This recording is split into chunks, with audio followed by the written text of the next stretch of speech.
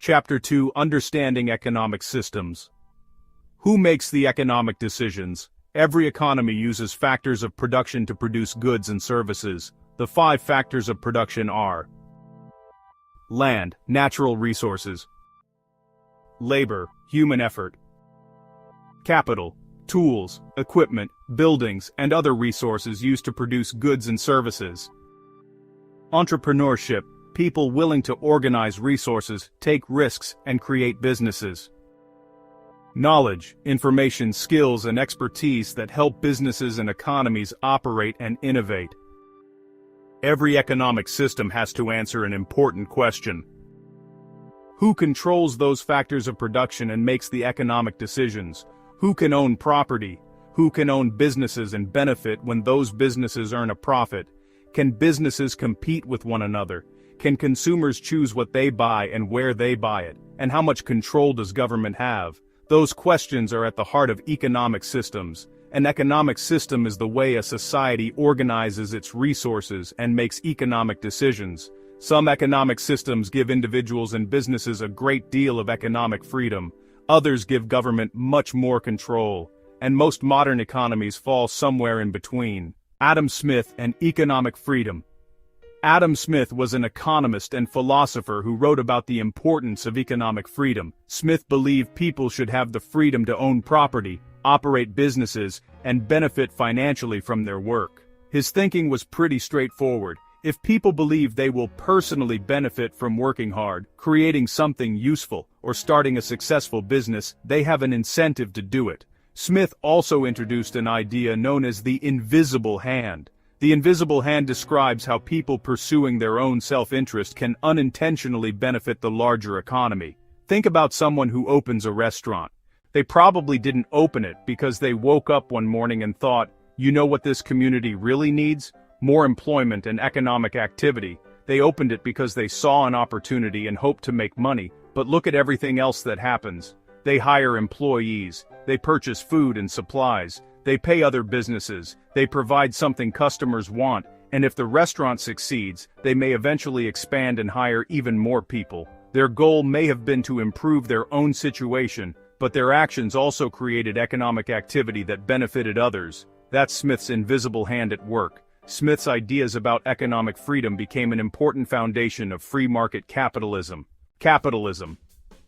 Capitalism is an economic system in which all or most of the factors of production and distribution are privately owned and operated for profit.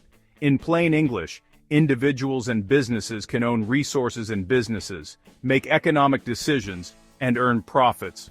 Free market capitalism is built around 4 basic rights.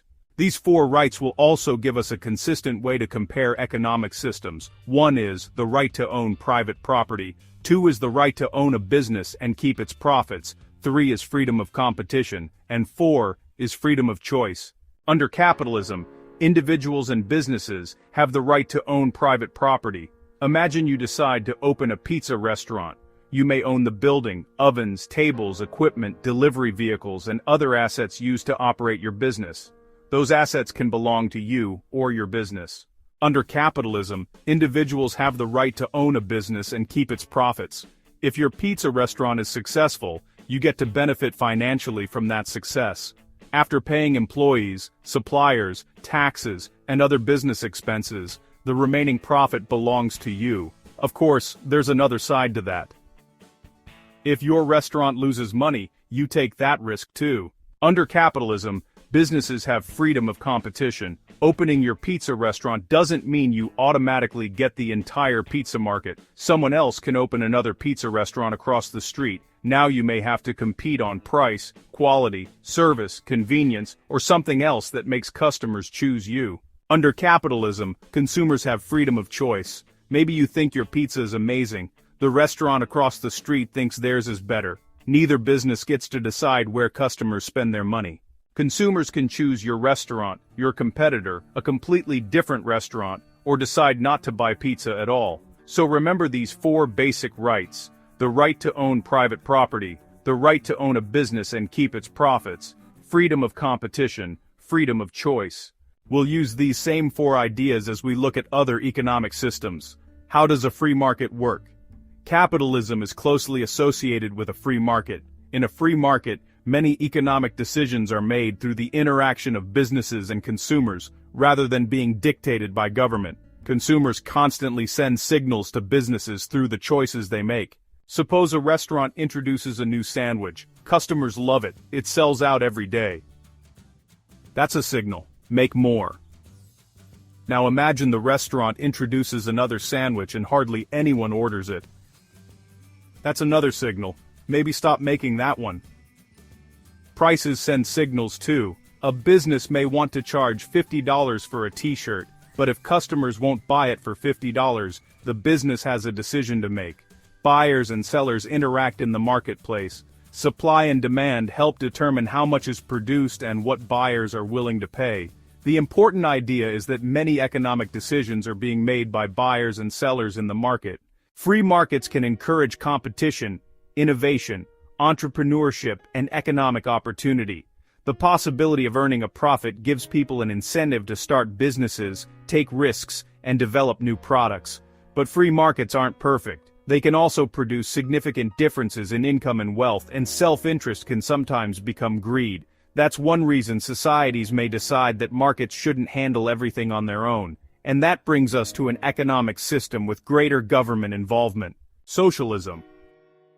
Socialism is an economic system in which government owns or controls some important businesses and industries, with the goal of distributing resources and benefits more evenly among people. Entrepreneurs can still operate smaller businesses, but compared with capitalism, government generally plays a larger role in the economy. Socialist systems tend to place greater emphasis on social equality and government-provided services. These may include education, healthcare, childcare, and other social benefits. Those services have to be paid for, which generally means higher taxes. There can also be trade-offs. If the potential personal financial reward from taking a business risk is smaller, people may have less incentive to take that risk. That can affect entrepreneurship and innovation.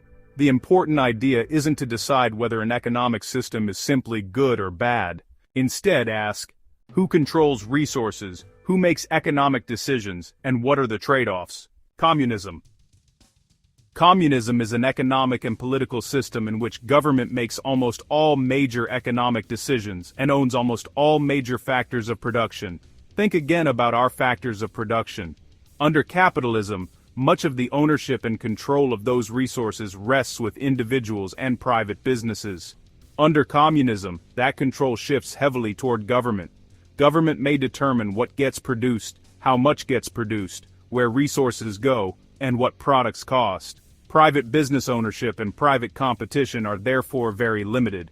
Consumer choice can also be more limited because government, rather than the market, makes most major production and distribution decisions. That can create another challenge. If government planners determine how much of something should be produced and that amount doesn't match what consumers actually want, shortages can result. So as we move from capitalism toward communism, more economic decision-making shifts from individuals and markets toward government.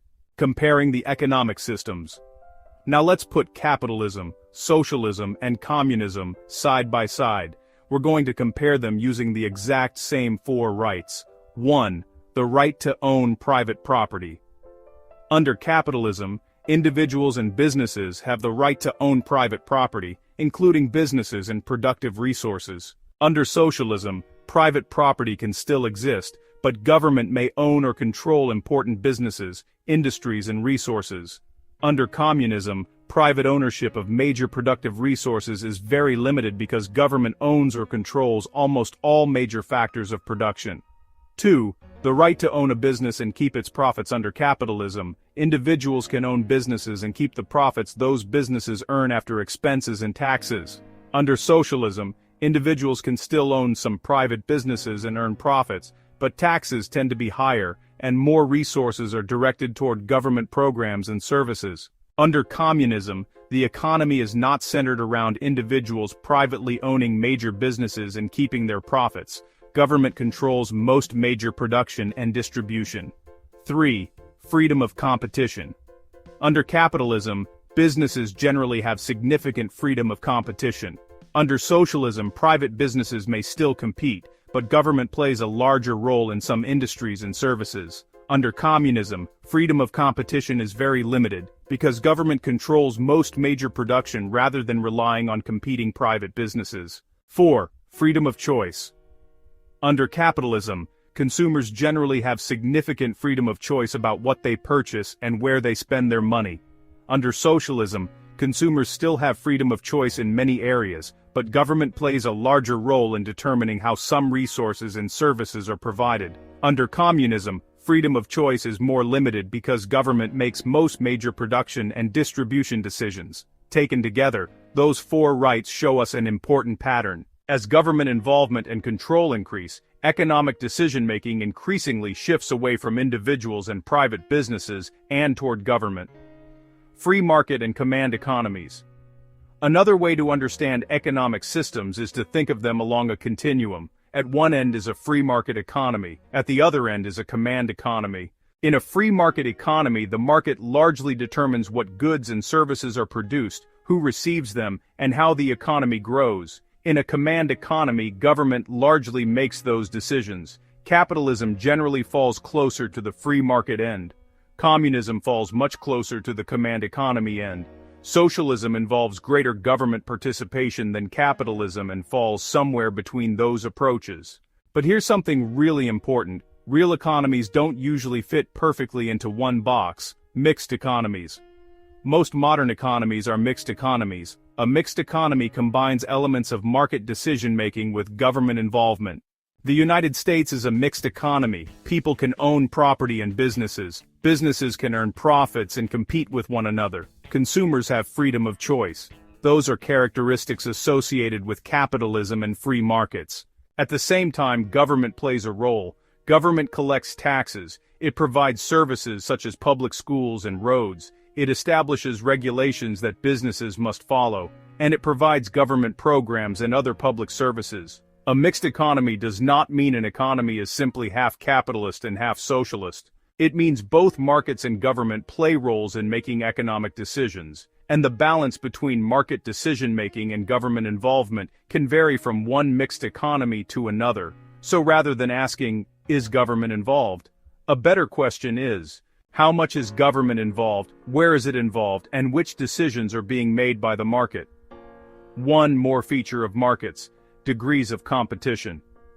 There's one more idea about markets that's useful for businesses to understand. Not every market has the same amount of competition. Economists describe 4 degrees of competition. We only need the basic idea behind each one: perfect competition. Perfect competition involves many sellers, but none is large enough to dictate the price. Think about many farmers selling the same type of agricultural product. One farmer generally can't simply decide to charge dramatically more than everyone else. Monopolistic competition. Monopolistic competition involves many sellers offering similar products that consumers perceive as different. Think about restaurants. There are lots of places to eat, but each restaurant tries to convince customers that its food, service, atmosphere, convenience, or brand is different. Oligopoly. An oligopoly occurs when only a few sellers dominate a market. Think about the major wireless phone carriers. Customers have choices, but a relatively small number of large companies account for much of the market. Monopoly. A monopoly occurs when one seller controls the total supply of a product or service in a market.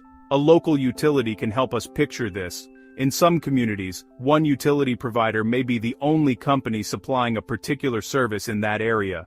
The big idea is simple. Different markets have different levels of competition. Wrap up. Who makes the decisions? When comparing economic systems, remember our 4 basic rights: the right to own private property, the right to own a business and keep its profits, freedom of competition, freedom of choice. The amount of each depends largely on who controls resources and makes economic decisions: the market, the government, or some combination of both.